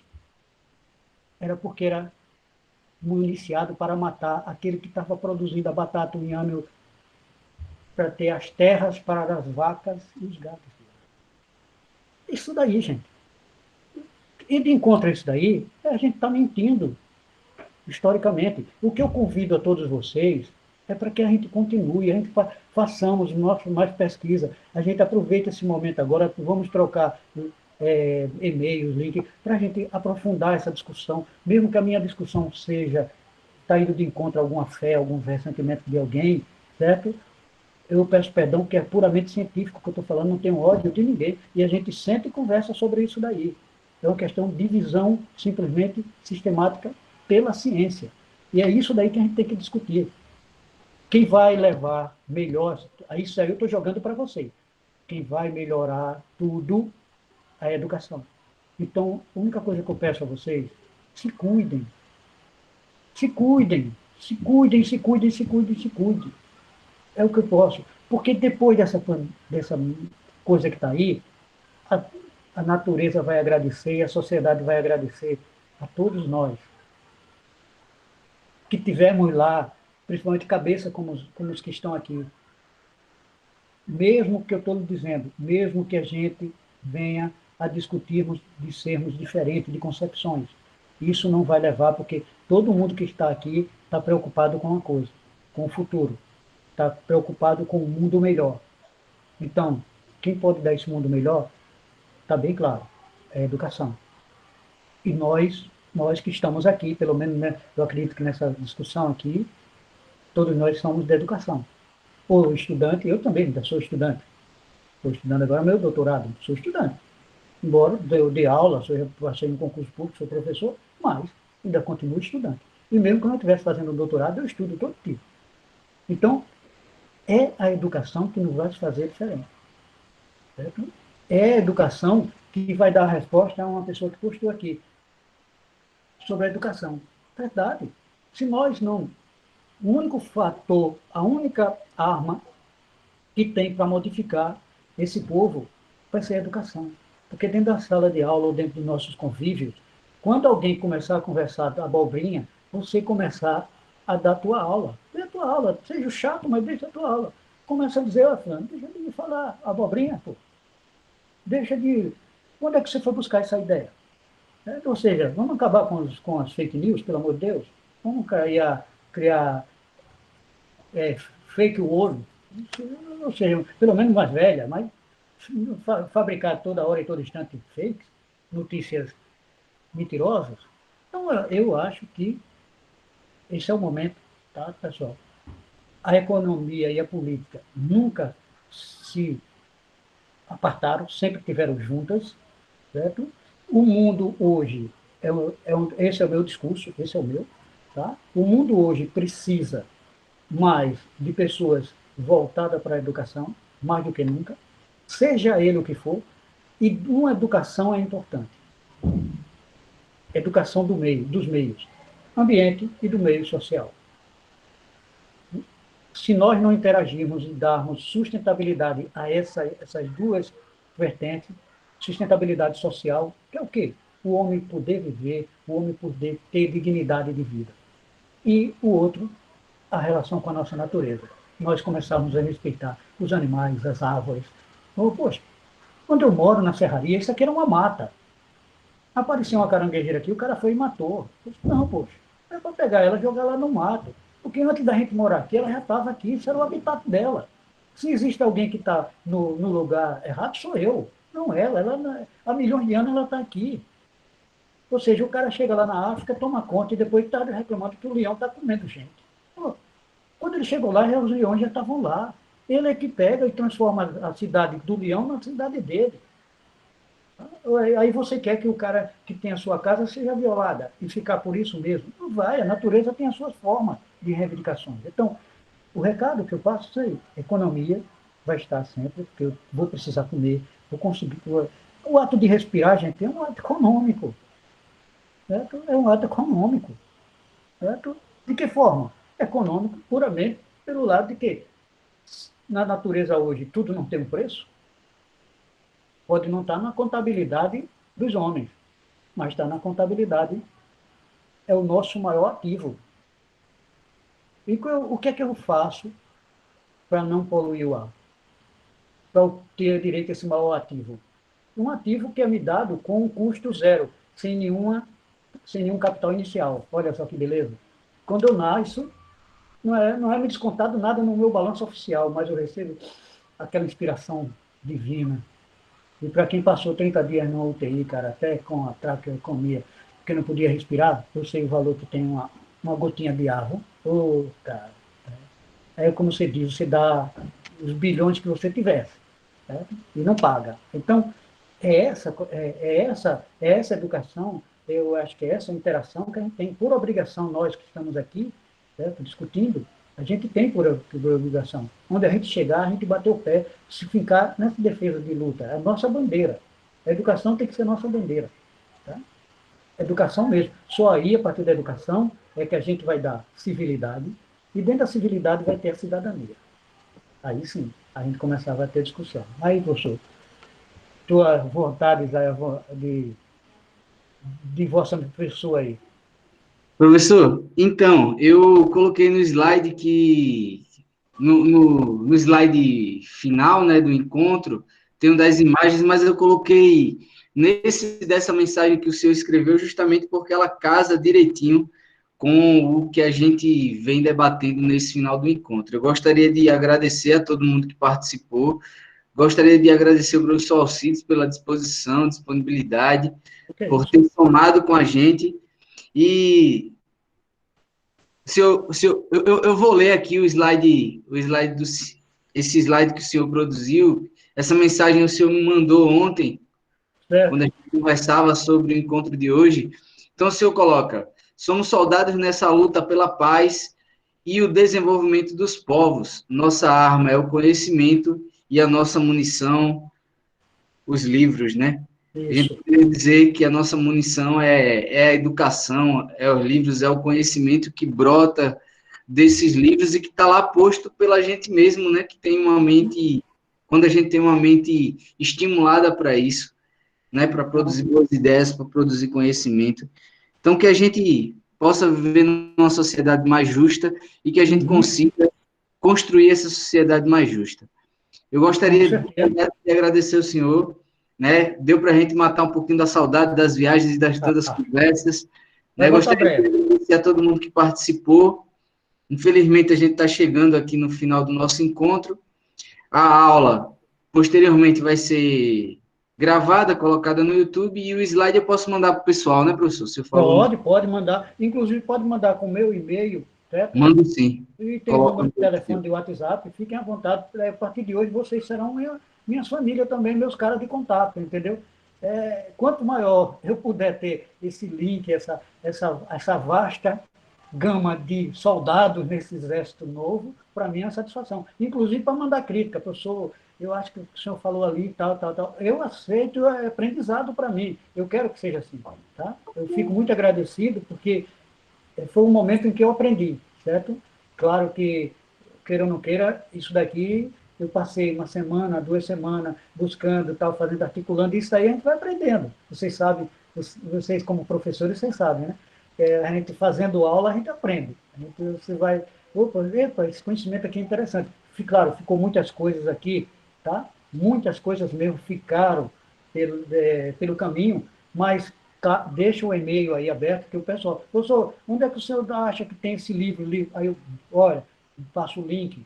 Se eu tiver aqui, eu mando para o pessoal. Essa satisfação que eu tenho. Se tem uma riqueza que eu possa repartir, vai ser isso daí. Então, Certo? professor, muito obrigado por compartilhar com a gente, de verdade, por somar com a gente. Vou encerrar a gravação e boa noite para todo mundo, pessoal. Muito Tá? Muito obrigado. obrigado. Satisfação, professor. Obrigado para você também, e para todos aí, todos os ouvintes.